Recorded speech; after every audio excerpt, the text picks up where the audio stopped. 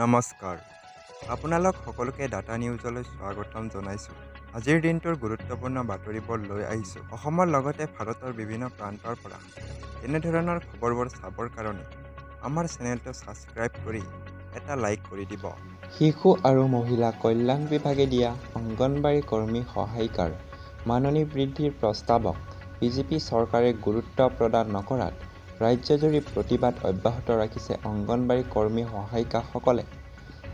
ৰাজ্যৰ বিভিন্ন প্ৰান্তত সমান্তৰালভাৱে বৰপেটা জিলাতো অবিৰতভাৱে ৰূপায়ণ হৈ আছে প্ৰতিবাদী কাৰ্যসূচী।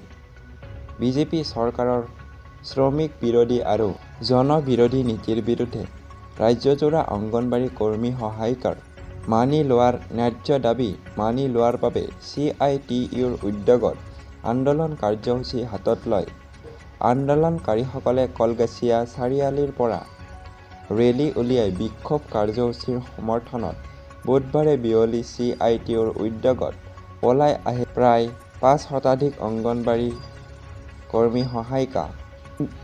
ন্যূনতম মাননিৰ বিনিময়ত বছৰ বছৰ ধৰি কাম কৰি অহা অংগনবাড়ী কৰ্মী সহায়িকাসকলক বঞ্চিত কৰি সঞ্চালকালয়ৰ প্ৰস্তাৱ অনুসৰি মাননি বৃদ্ধি কাৰ্যকৰীকৰণৰ দাবীত ৰূপায়ণ কৰা হয় এই অসহযোগ আন্দোলন কাৰ্যসূচী।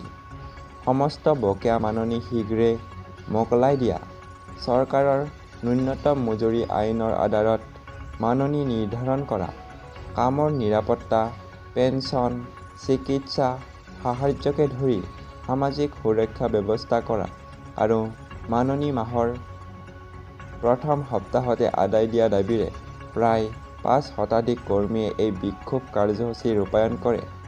কৰ্মীসকল একত্ৰিত হৈ তেওঁলোকৰ দাবী সম্বলিত শ্লোগানেৰে কলগাছিয়া ৰাজচক্ৰ বিষয়াৰ চৌহদ উত্তাল কৰি তোলে।